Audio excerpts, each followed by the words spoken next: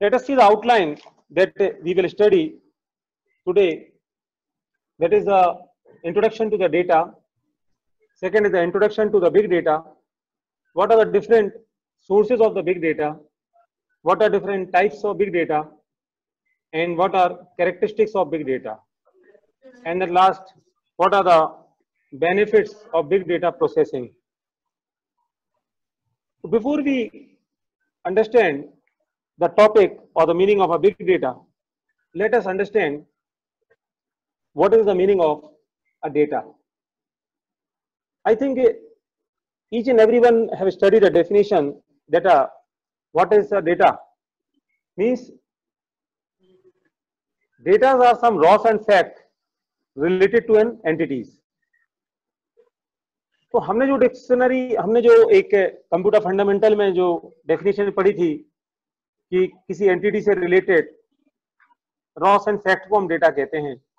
तो यहां पर हम जब बात कर रहे हैं तो द क्वांटिटीज, द कैरेक्टर्स और the symbols on which operations are performed by a computer which may be stored and transmitted in the form of electrical signals and recorded on magnetic, optical or a mechanical recording media.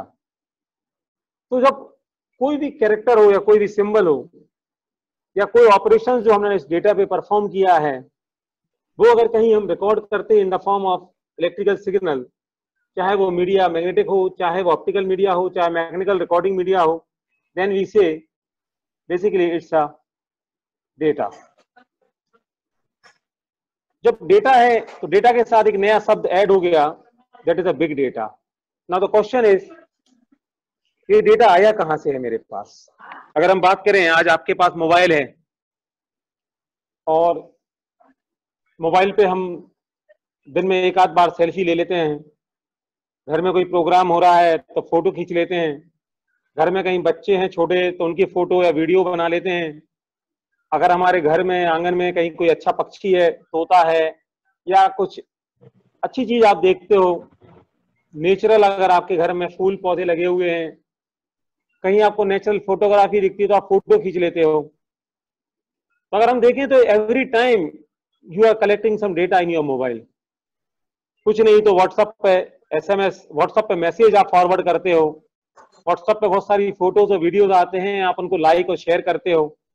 Means कहीं ना कहीं आपके पास कोई ना कोई data, कोई ना कोई कलेक्शन आप कर रहे हैं, या कहीं ना कहीं आप उस कलेक्शन को आप कहीं ऊपर भेज रहे हैं। Means you are collecting a data. So जब वो डेटा धीरे धीरे धीरे जब एक्यूमुलेट हो जाता है, आपने देखा होगा पहले हमारे पास 16 GB रैम वाला मोबाइल होते थे, अब 32 GB भी रैम हमारे पास, मतलब 32 GB वाले रैम भी कम पड़ने लगती है, या 128 GB वाला सेकेंडरी मेमोरी आप लेने लगे हो, 32 GB सेकेंडरी मेमोरी कम पड़ती है, 64 GB सेकेंडरी मेमोरी कम पड़ती है। तो वो धीरे धीरे क्या होता जा रहा है, मेरा डेटा बढ़ता चला जा रहा है, मेरे सॉफ्टवेयर बढ़ते चले जा रहे हैं, मेरे एप्स बढ़ते चले जा रहे हैं। तो बिग डेटा क्या है? It's also data but in a size that is a huge. अगर ह्यूज साइज में कोई डेटा है, देन वी से it is a big data. So basically big data is a term used to describe a collection of data that is huge in the volume and yet growing exponentially with time. और वो exponentially grow भी हो रही है। For example हम अभी बात कर रहे हैं कि हमने पास व्हाट्सएप पे मैसेज आया और वो मैसेज हम स्टोर हुआ और साथ में उसको सेंड भी कर रहे हैं, तो वो आपके सिस्टम में जब आया था तब भी स्टोर हुआ, जब आपने सेंड किया तो वो डेटा भी कहीं ना कहीं स्टोर होता चला जा रहा है। मीन्स एक्सपोनेंशियली वो डेटा मेरा बढ़ता चला जा रहा है। In short, such data is so large and complex that none of the traditional data management tools are able to store it और प्रोसेस इट एफिशिएंटली। तो इतना बड़ा डेटा हमारा हो जाता है वो धीरे धीरे कि हम उस डेटा के लिए मैनेज करना, उस डेटा को एनालाइज करना, उस डेटा को शॉर्ट आउट करने के लिए जो मैनेजमेंट टूल्स अवेलेबल है मेरे पास, वो हमें कम पड़ जाते हैं या यूजफुल नहीं हो कह पाते हैं, और we can not process it efficiently. So the question is कि बिग डेटा आ कहां से रहा है? What are the different sources of the big data? अगर हम बात करें, एक एग्जाम्पल हमने जो यहाँ लिया है, न्यूयॉर्क स्टॉक एक्सचेंज का लिया है। तो न्यूयॉर्क स्टॉक एक्सचेंज की अगर हम बात करें तो New York stock exchange generates about 1 terabyte of a new trade data per day. आपने अभी शेयर्स पे काम आप लोगों ने नहीं किया होगा, अगर हो सकता है किसी को शौक हो अगर शेयर्स का, तो शेयर्स में क्या होता है कि हर मिनट हर सेकंड पूरी दुनिया में कोई ना कोई खरीद रहा है, कोई ना कोई बेच रहा है, कोई ना कोई डेटा को वॉच कर रहा है। तो क्या हो रहा है, हर second some data is accumulating somewhere, और वो इतना बड़ा होता है that is in the form of 1 terabyte of a new trade per day. एक दिन में कई टेराबाइट डेटा इकट्ठा हो रहा होता है। अगर हम स्टैटिस्टिक्स की बात करें तो statistics shows that 500 plus terabytes of a new data get ingested into the database of social media site Facebook every day. This data is mainly generated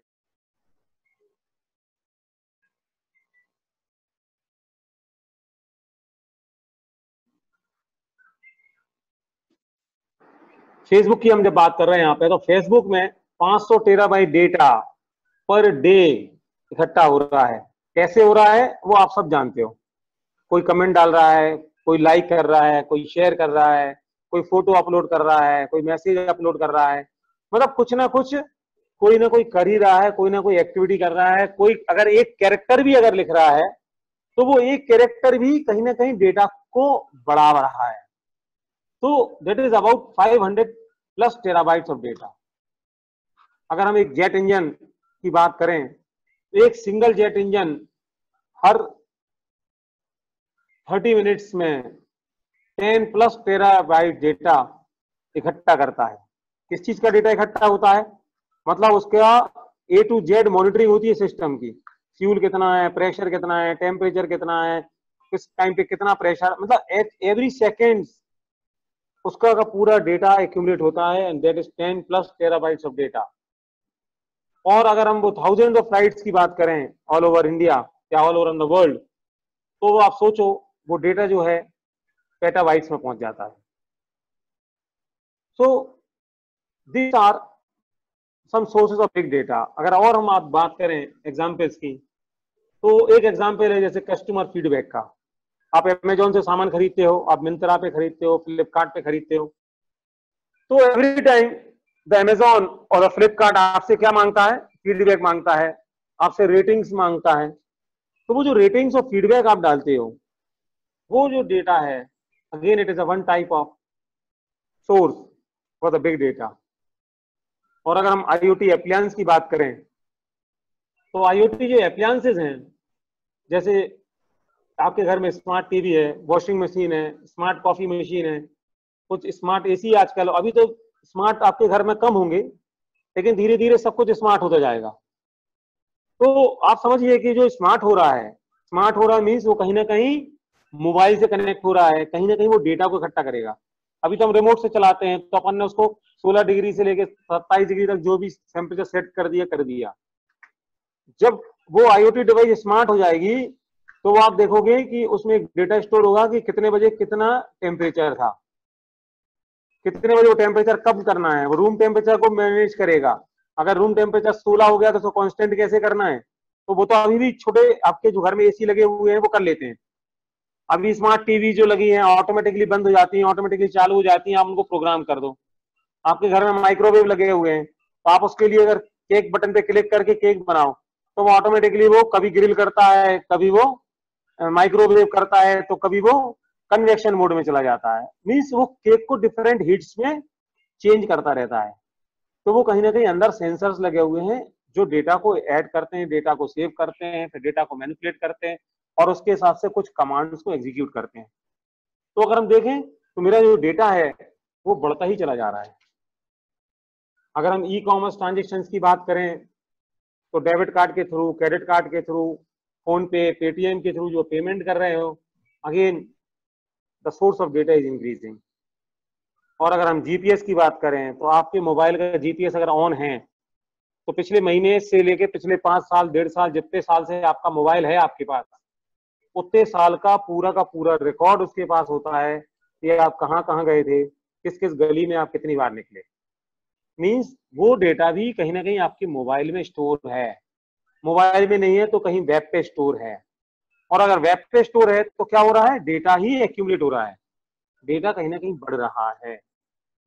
तो अगर अपन देखें एक फिगर जो हमने लिया हुआ है नेट से कि 2010 में अगर हम डेटा की बात करें तो केवल 20 डेटा बाइट्स की डेटा था, और अगर हम 2025 की बात करें तो डेटा वो 175 डेटा बाइट तक पहुंच जाएगा।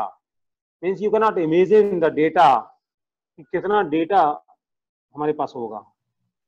और इसलिए तो आपने देखा होगा डेटा साइंस एक जो फील्ड है वो बढ़ती चली जा रही है। क्यों बढ़ रही है डेटा साइंस फील्ड? क्योंकि जब ये डेटा जब बढ़ रहा है तो मुझे इस डेटा पे काम करना होगा, इस डेटा से हम कुछ ना कुछ आउटपुट निकाल पाएंगे कि हम कैसे क्या सर्च कर सकते हैं। देन तो डेटा साइंस की जो बात है वो आपकी बढ़ जाएगी। ठीक है, तो टुडे मैं चाह रहा हूं कि आज अपन यही एक छोटा सा इंट्रोडक्शन हमारा वी हैव कंप्लीटेड हियर।